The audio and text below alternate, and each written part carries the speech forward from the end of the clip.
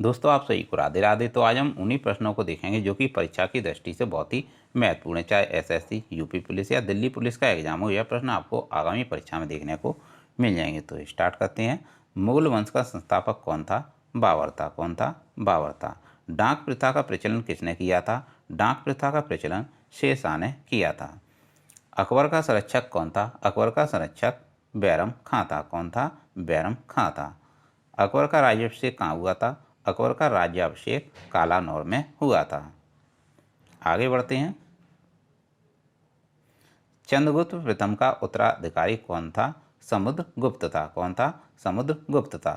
भारत का नेपोलियन किसे कहा जाता है? भारत का नेपोलियन समुद्रगुप्त को ही कहा जाता है। गंग वंश का संस्थापक कौन था? गंग वंश का संस्थापक वज्रहस्त पंचम था। बाबर ने भारत पर कितने बार आक्रमण किया था? बाबर ने भारत पर आक्रमण 5 बार किया था। कितने बार? 5 बार किया था। किसने जम्मू में ट्यूलिप गार्डन का उद्घाटन किया? मनोज सिन्हा ने किया था। तो याद रखिएगा, ट्यूलिप गार्डन कहाँ पर है? जम्मू में स्थित है। किसने भारतीय संविधान के डोंगरी संस्करण का पहला संस्करण जारी किया? किरण रिजिजू ने किया। किसने वायु प्रदूषण निगरानी यंत्र टेम्पो लॉन्च किया? नासा ने किया, जो कि एक अंतरिक्ष एजेंसी है। हाल ही में किसने सांख्यिकी 2023 में अंतर्राष्ट्रीय पुरस्कार जीता है? CR राव ने जीता है। किसने जीता है? CR राव ने जीता है। पुष्यभूति वंश का संस्थापक कौन था? पुष्यभूति था। कौन था? पुष्यभूति ही था। शशांक किस धर्म का अनुयायी था? शैव धर्म का अनुयायी था। समुद्रगुप्त किसका उपासक था? विष्णु भगवान का उपासक था। समुद्रगुप्त का दरबारी कवि कौन था? हर्षेर था। कौन था? हर्षेर था।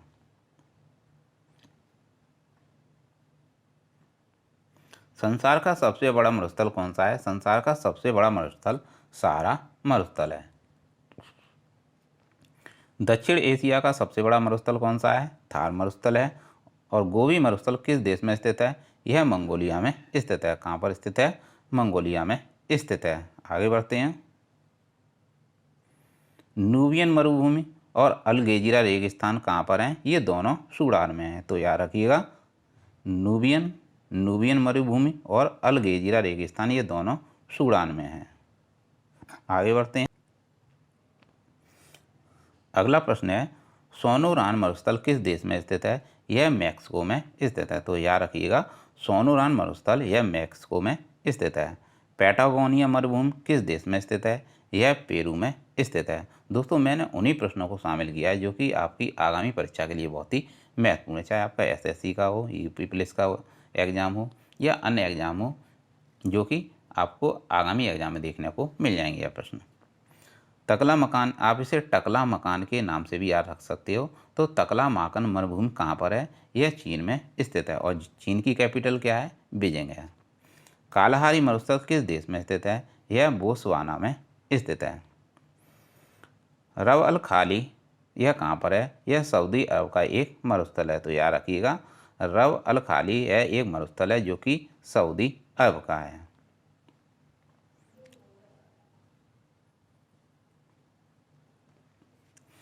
भारत का शांति सूचकांक में स्थान कौन सा है? 126 है। कितना है? 126 है। और खुशहाली सूचकांक में भी भारत की रैंक 126 है। तो याद रखिएगा, शांति सूचकांक और हैप्पीनेस इंडेक्स में भारत की रैंक बराबर है। कितनी है? 126 है। वैश्विक शांति सूचकांक में प्रथम स्थान किसका है? आइसलैंड का है। प्रेस फ्रीडम में भारत की रैंक कितनी है? 161 है। कितनी है? 161 है। 38 रैंक किसकी है? लॉजिस्टिक में है भारत की। और चौथी रैंक है फायर पावर इंडेक्स में। यूनिकॉर्न में भारत की रैंक, भारत का तीसरा स्थान है। और मानव विकास सूचकांक में भारत की रैंक 132 है। कितनी है? 132 है। 126 रैंक भारत की खुशहाली सूचकांक में है। और सबसे खुशहाल देश कौन सा है? फिनलैंड है। कौन सा है? फिनलैंड है। 107 रैंक भारत की भुखमरी में है। किसमें है? हंगर इंडेक्स है भारत की 107। कितनी है? हंगर इंडेक्स 107 है। ग्लोबल सूचकांक में भारत की रैंक 127 है। आगे बढ़ते हैं। अगला प्रश्न है, भारतीय क्रिकेट बोर्ड के हेड कौन है? रोजर बिन्नी है। कौन है? भारतीय क्रिकेट बोर्ड का हेड रोजर बिन्नी है।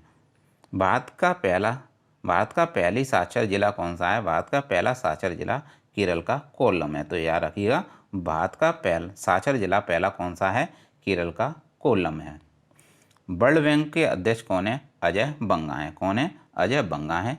G7 शिखर सम्मेलन 2023 का आयोजन जापान में किया गया। कहाँ पर? जापान में किया गया। यूनेस्को का मुख्यालय कहाँ पर है? पेरिस, फ्रांस में है। कहाँ पर है? पेरिस, फ्रांस में है।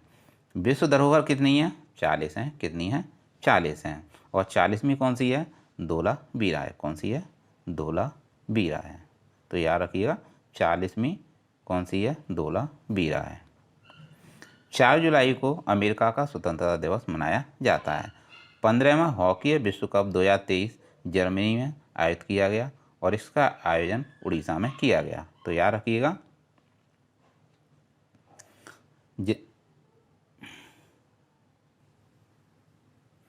तो दोस्तों याद रखिएगा कि 15वां हॉकी विश्व कप का विजेता कौन बना है? जर्मनी बना है। और जर्मनी ने 70 साल बाद यह जीता है वर्ल्ड कप का खिताब।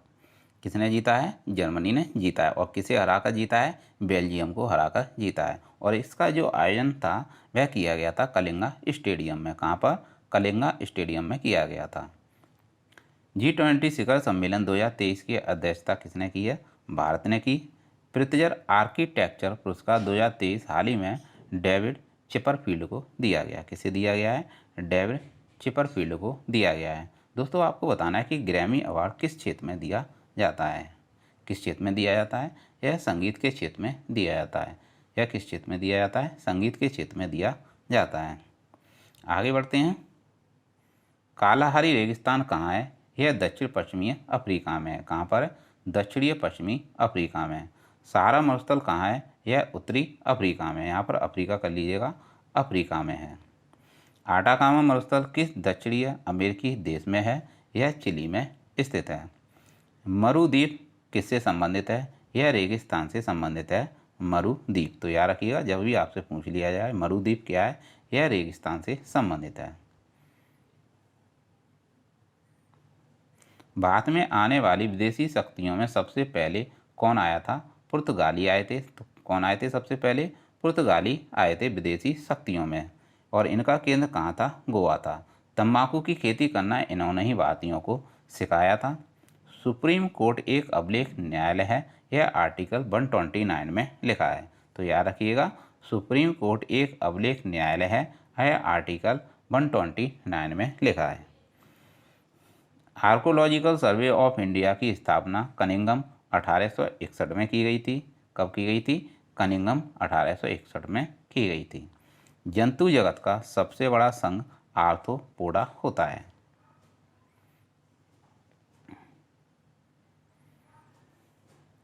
प्रयाग प्रशस्ति के रचयिता कौन थे? हर्षसेन है। कौन है? प्रयाग प्रशस्ति के रचयिता हर्षसेन है। यह समुद्रगुप्त के समय के थे और यह बीड़ा वादक थे। कौन थे? बीड़ा वादक थे। इन्हें भारत का और समुद्रगुप्त को भारत का नेपोलियन भी कहा जाता है। तो याद रखिएगा, फिर प्रयाग प्रशस्ति का रचयिता कौन था? हर्षसेन था। कौन था? हर्षसेन था। और भारत का नेपोलियन किसे कहा जाता है? समुद्रगुप्त को ही कहा जाता है। हैदराबाद में पहला गोल्ड एटीएम और बैंक्स इंडिया की स्थापना की गई है। तो याद रखिएगा, हैदराबाद में क्या स्थित है?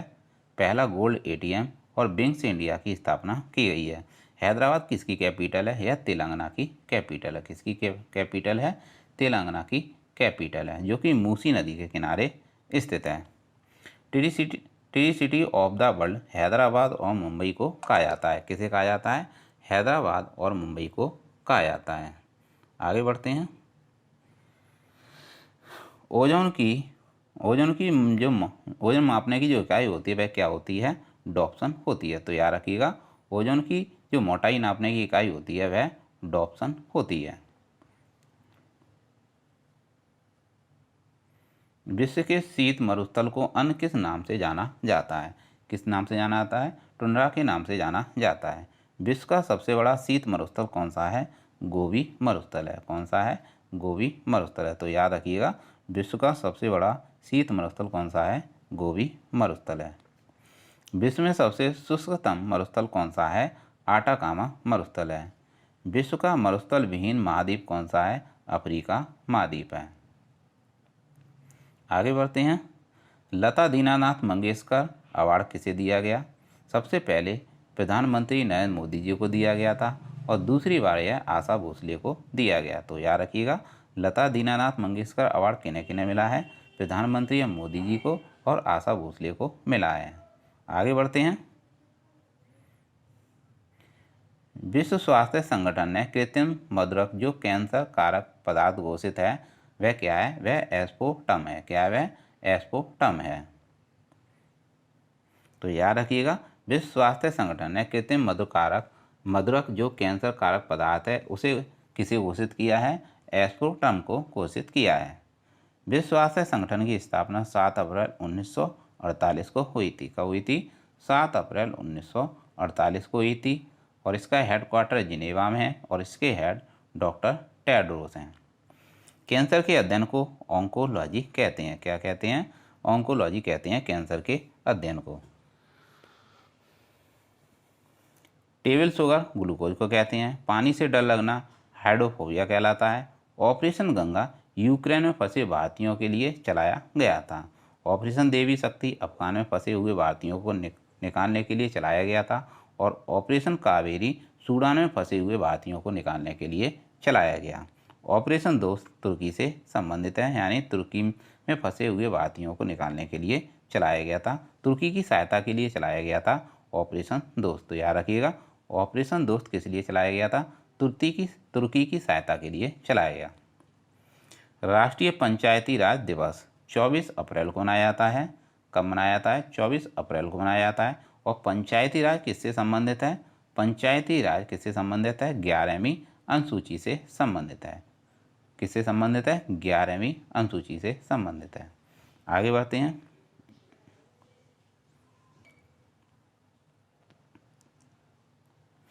कनाडा की कैपिटल ओटावा है। क्या है? ओटावा है। मॉन्ट्रियल प्रोटोकॉल ओजोन संरक्षण के लिए किया गया था। मॉन्ट्रियल प्रोटोकॉल ओजोन संरक्षण से संबंधित है जो कि 16 सितंबर 1987 को कनाडा में किया गया था। तो याद रखिएगा, मॉन्ट्रियल प्रोटोकॉल ओजोन संरक्षण से संबंधित है जो कि 16 सितंबर 1987 को कनाडा में किया गया था। और कनाडा की राजधानी ओटावा है। क्या है? ओटावा है। और ओजोन कहाँ पाई जाती है? ओजोन परत कहाँ पाई जाती है? समताप मंडल में पाई जाती है। पेप्सी ने ब्रांड एम्बेसडर किसे बनाया है? रणवीर सिंह को बनाया है। किसे बनाया है? रणवीर सिंह को बनाया है। 42वां आसियान शिखर सम्मेलन इंडोनेशिया में हुआ था। कहाँ हुआ था? इंडोनेशिया में हुआ था। तो याद रखिएगा, मॉन्ट्रियल प्रोटोकॉल ओजोन संरक्षण से संबंधित है जो कि 16 सितंबर 1987 का है। यह कनाडा में हुआ था। पेप्सी ने ब्रांड एम्बेसडर रणवीर सिंह को बनाया है। 42वां आसियान शिखर सम्मेलन इंडोनेशिया में हुआ। राष्ट्रीय मानव अधिकार आयोग की स्थापना 1993 का एक्ट है और इसके हेड जस्टिस अरुण मिश्रा हैं। कौन है? जस्टिस अरुण मिश्रा हैं। धम्मचक्र प्रवर्तन बौद्ध धर्म से संबंधित है। महात्मा बुद्ध ने पहली बार उपदेश कहाँ दिए थे? सारनाथ में दिए थे। कहाँ दिए थे? सारनाथ में दिए थे। सर्वाधिक उपदेश महात्मा बुद्ध ने कहाँ दिए हैं? श्रावस्ती में दिए हैं। तो याद रखिएगा, सर्वाधिक जो उपदेश दिए हैं महात्मा बुद्ध ने वह श्रावस्ती में दिए हैं। पहली बौद्ध संगति राजगृह में हुई थी और चौथी बौद्ध संगति कुंडलवन कश्मीर में हुई थी।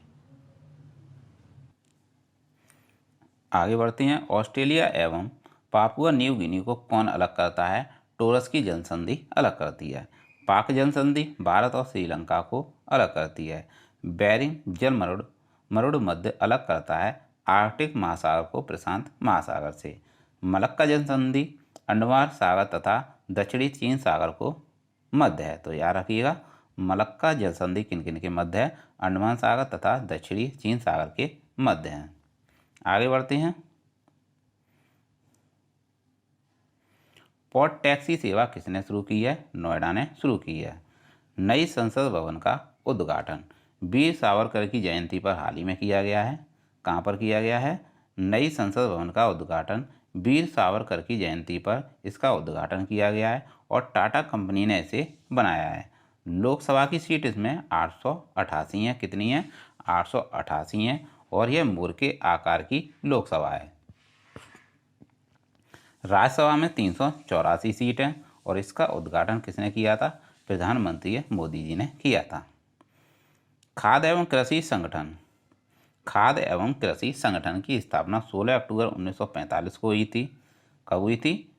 16 अक्टूबर 1945 को हुई थी और 16 अक्टूबर को खाद्य दिवस मनाया जाता है। क्या मनाया जाता है? 16 अक्टूबर को खाद्य दिवस मनाया जाता है और इसका हेडक्वार्टर रोम, इटली में है और इसके महानिदेशक क्यू डॉग्यू हैं। कौन बने हैं? क्यू डॉग्यू बने हैं। वर्तमान में महान्यायवादी आर वेंकट रमणी हैं। कौन है? आर वेंकट रमणी हैं। और वर्तमान में नए चीफ ऑफ डिफेंस स्टाफ कौन है? अनिल चौहान है। कौन है? अनिल चौहान है। और पहले कौन थे? बिपिन रावत थे। DRDO की स्थापना 1 जनवरी 1958 को हुई थी और इसके हेड समीर कामत हैं। तो याद रखिएगा, इसके हेड कौन है? समीर कामत हैं DRDO के हेड।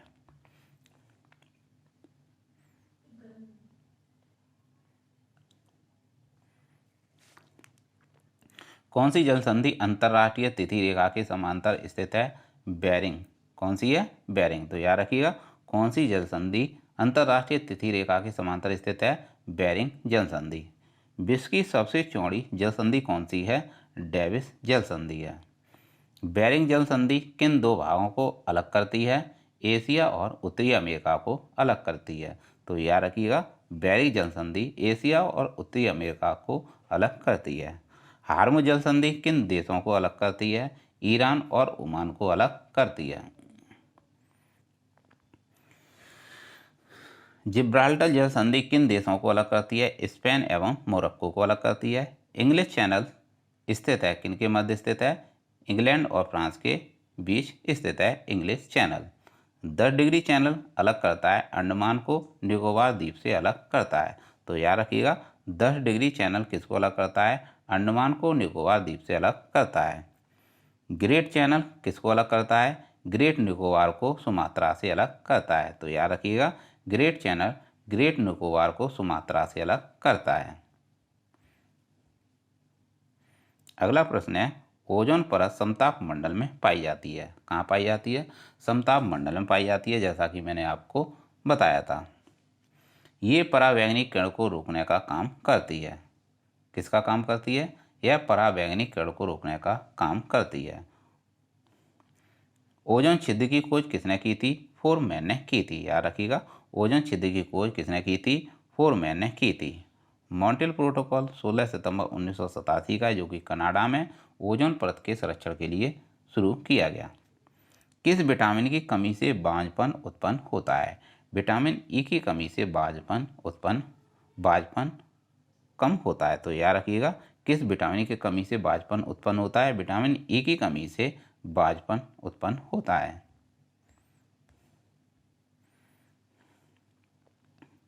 विटामिन ए का नाम रेटिनॉल है और विटामिन सी का नाम एस्कॉर्बिक अम्ल है। विटामिन डी का नाम कैल्सीफेरॉल है। दोस्तों, ये प्रश्न बहुत आता है, तो आप इस प्रश्न को याद रखिएगा। विटामिन सी का नाम एस्कॉर्बिक अम्ल है। विटामिन ई का नाम टैकोफेरॉल है और विटामिन के का नाम फिलोक्विनैन है। विटामिन B12 का नाम साइनोकोबोलिन है। आगे बढ़ते हैं। रिलायंस इंडस्ट्री ने देश का पहला multi modal logistic park Chennai, Tamil Nadu में स्थापित किया है। अंडर वाटर मेट्रो कोलकाता में हुगली नदी के नीचे इसका शुभारंभ हो रहा है। इसे शुरू किया जा रहा है हुगली नदी के नीचे। पोंगल, जल्लीकट्टू, डोंग संरक्षण केंद्र, यह सभी तमिलनाडु में ही स्थित हैं। और तमिलनाडु का लोक नृत्य क्या है? भरतनाट्यम है। कोरोमंडल कोस्ट किसे कहते हैं? तमिलनाडु के तट को कहते हैं। कुडनकुलम परमाणु संयंत्र और कल्पक्कम, यह तमिलनाडु में ही स्थित हैं। तमिलनाडु का शास्त्रीय नृत्य भरतनाट्यम है। पहली शास्त्रीय वार्ता 2004 की है, जो कि तमिल है। मीनाक्षी मंदिर द्रविड़ शैली में है और यह मदुरई तमिलनाडु में बेगी नदी के किनारे स्थित है। तो याद रखिएगा, मीनाक्षी मंदिर द्रविड़ शैली में है और यह मदुरई तमिलनाडु में वैगई नदी के किनारे स्थित है। लोथल किस नदी के किनारे स्थित है? भोगा नदी के किनारे स्थित है लोथल। कालीबंगा किस नदी के किनारे स्थित है? यह घग्गर नदी के किनारे स्थित है। हड़प्पा सभ्यता में हल जोते गए खेतों के साक्ष्य कालीबंगा में मिले हैं। कहाँ मिले हैं? कालीबंगा में मिले हैं। सैंधव सभ्यता की ईंटों का अलंकरण कालीबंगा में मिला है। मोहनजोदड़ो कहाँ स्थित है? यह सिंध में स्थित है। सिंधु सभ्यता में व्रत स्नानागार मोहनजोदड़ो में पाया गया है। कहाँ पर? मोहनजोदड़ो में पाया गया है सिंधु सभ्यता में व्रत स्नानागार। सिंधु सभ्यता की मुद्रा में किस देवता के समतुल्य चित्र मिलता है? आदिशिव का चित्र मिलता है। मोहनजोदड़ो को अन्य किस नाम से जाना जाता है? मृतकों का टीला के नाम से जाना जाता है मोहनजोदड़ो को। हड़प्पा सभ्यता का प्रचलित नाम क्या है? सिंधु घाटी की सभ्यता है। क्या है?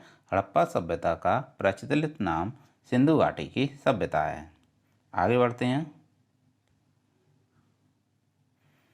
सैंधव स्थलों उत्खनन से प्राप्त मोहरों पर किस पशु के चित्रांकन मिले हैं? बैल के चित्रांकन मिले हैं। तो याद रखिएगा, सैंधव स्थलों उत्खनन से प्राप्त मोहरों पर किस पशु के चित्रांकन मिले हैं? बैल के चित्र मिले हैं। सिंधु घाटी सभ्यता अपने नगर नियोजन के लिए जानी जाती है। किसके लिए? अपने नगर नियोजन के लिए जानी जाती है। सिंधु सभ्यता का कौन सा स्थान भारत में स्थित है? लोथल गुजरात में स्थित है। संचार उपग्रह GSAT-24 का सफल प्रक्षेपण कोरू फ्रेंच गुयाना से किया गया। याद रखिएगा, संचार उपग्रह GSAT-24 का सफल प्रक्षेपण कोरू फ्रेंच गुयाना से किया गया। कंबोडिया की राजधानी नोम पे है। ब्रिक्स के 14वें शिखर सम्मेलन 2022 की अध्यक्षता किसने की? चीन ने की। और 2023 में कौन करेगा? साउथ अफ्रीका ने की है 2023 में। भारत और चीन के मध्य मैकमोहन रेखा है। कौन सी रेखा है? भारत और चीन के मध्य मैकमोहन रेखा है। पैंगोंग झील लद्दाख में स्थित है। रणजी ट्रॉफी 21-22 का खिताब मध्य प्रदेश ने अपने नाम कर लिया। नीति आयोग की स्थापना 1 जनवरी 2015 को हुई थी और इसके CEO कौन बने हैं? परमेश्वर अय्यर बने हैं। कौन बने हैं? परमेश्वर अय्यर बने हैं। और इसके हेड स्वयं प्रधानमंत्री होते हैं और उपाध्यक्ष सुमन बैरी हैं। कौन है? सुमन बैरी हैं। तो दोस्तों याद रखिएगा, नीति आयोग के जो CEO बने हैं वह परमेश्वर अय्यर के स्थान पर BR सुब्रमण्यम बने हैं। कौन बने हैं? BR सुब्रमण्यम बने हैं। कौन बने हैं? BR सुब्रमण्यम। तो याद रखिएगा दोस्तों, किनके स्थान पर? परमेश्वर अय्यर के स्थान पर कौन बने हैं? BR सुब्रमण्यम बने हैं और इसके हेड स्वयं प्रधानमंत्री होते हैं और उपाध्यक्ष सुमन बैरी हैं। कौन है? सुमन बैरी हैं। तो दोस्तों ये थे ललन टॉप, जो कि आपकी परीक्षा के लिए बहुत ही महत्वपूर्ण होंगे, चाहे आपका SSC, UP पुलिस या दिल्ली पुलिस का एग्ज़ाम हो या BDO का एग्ज़ाम हो, या प्रश्न आपको आगामी परीक्षा में देखने को मिल जाएंगे। तो दोस्तों आप इस क्लास को 2-3 बार देख लीजिएगा, इससे आपका कॉन्सेप्ट बनेगा और आप प्रश्नों को सॉल्व कर पाएंगे। तो दोस्तों ऐसी क्लास आपके लिए लाते रहेंगे। चैनल को लाइक और सब्सक्राइब जरूर कर लें। मिलते हैं नेक्स्ट क्लास में। Thanks for watching.